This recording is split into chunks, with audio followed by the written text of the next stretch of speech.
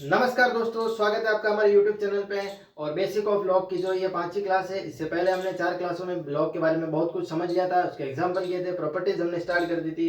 तो आज की वीडियो में जो है हम वही प्रॉपर्टी आगे कंटिन्यू करेंगे, क्योंकि कुछ प्रॉपर्टी और बच गई है, तो वो इस लेक्चर में हम कवर कर लेंगे। और इससे पहले हमने समझा लॉग क्या होता है, लॉग के नंबर, बेस, लॉग की वैल्यू कैसे फाइंड की जाती है, कॉमन बेस क्या होता है, नेचुरल बेस क्या होता है, और उस पर आधारित हमने कुछ क्वेश्चंस किए थे।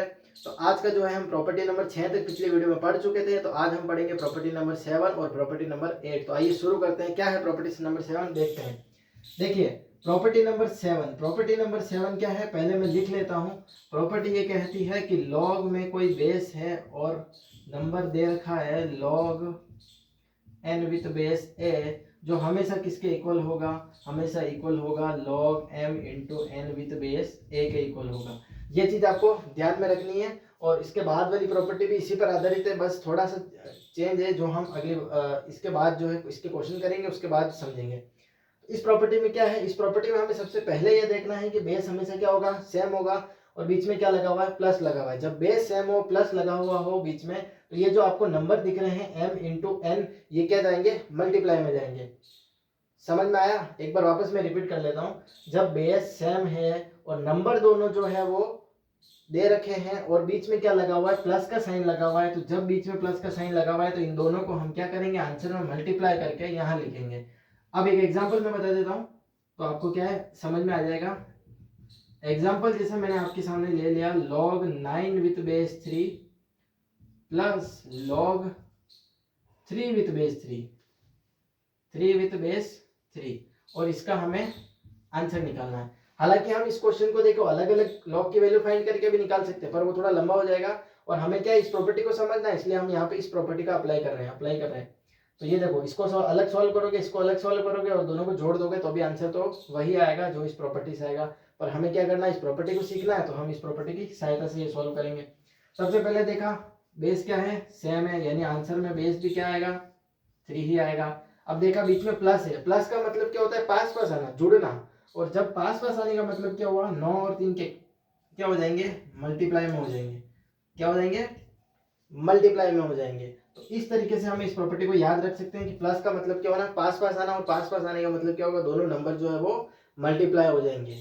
ठीक है। और अब देखो, log 9 इंटू 3 कितना हो गया, 27, और ये कितना हो जाएगा, 3 हो जाएगा। अब वो ये हमें पता है इसको कैसे सॉल्व करना है, इसको ऐसे सॉल्व करना है कि 3 की क्या पावर रखे कि वो 27 बन जाए। ये हमें पिछली वीडियो में पढ़ चुके थे कि बेस की क्या पावर रखे कि वो क्या बन जाए, 27 बन जाए। और ये 3 की कितनी पावर रखनी पड़ेगी, हमें 3 रखनी पड़ेगी, और ये पावर जो है वही हमारा क्या हो जाता है, आंसर हो जाता है। मतलब इस पूरे का आंसर कितना आया, 3 आया।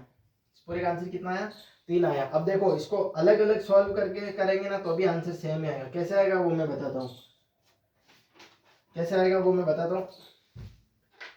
अलग अलग सॉल्व करेंगे तो कैसे इसको सॉल्व कर सकते हैं। देखो, इसका आंसर कितना आ रहा है, 3 आ रहा है ना। अब देखो, बाय प्रॉपर्टी भी इसका आंसर 3 आ रहा है।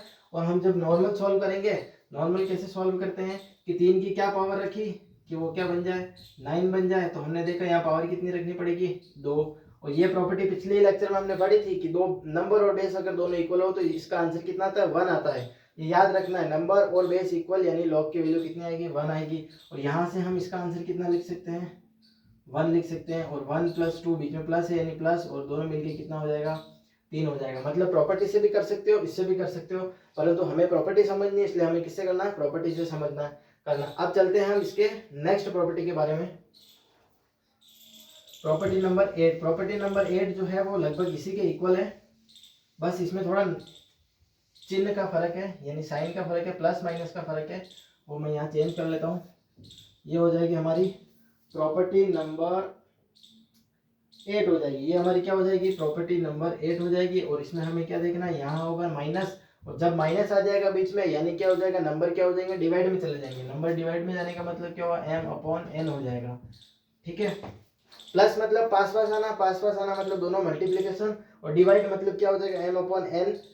ठीक है, इस तरीके से आपको लिखना है। एक एग्जाम्पल मैं आपको करवा देता हूँ इसका, कि log 5/25√2 minus log √2 with base 5, इसका क्या आंसर होगा।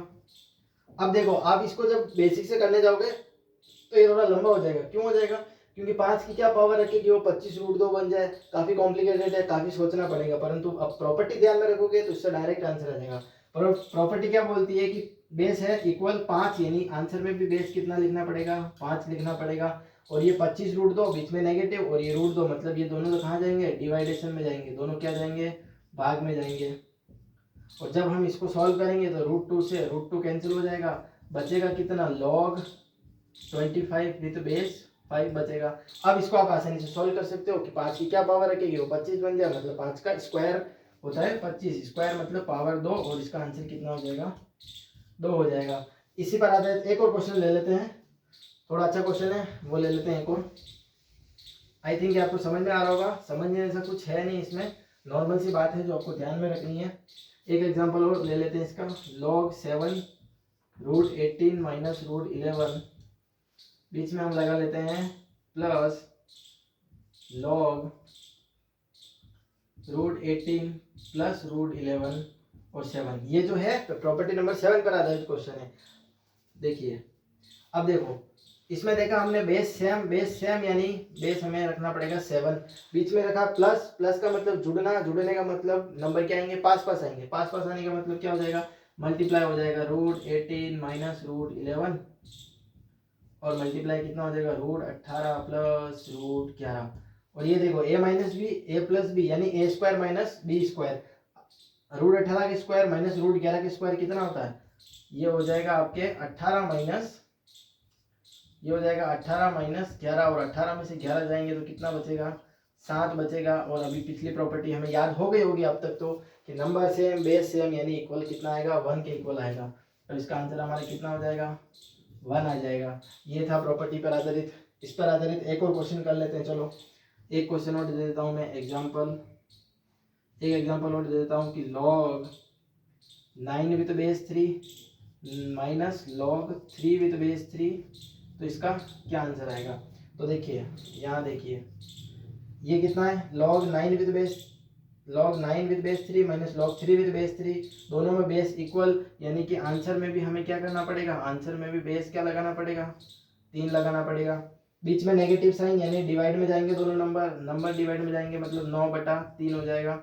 और 3 से ये 9 कितनी बार में कैंसिल हो गया? 3 बार में कैंसिल हो गया। बचा कितना?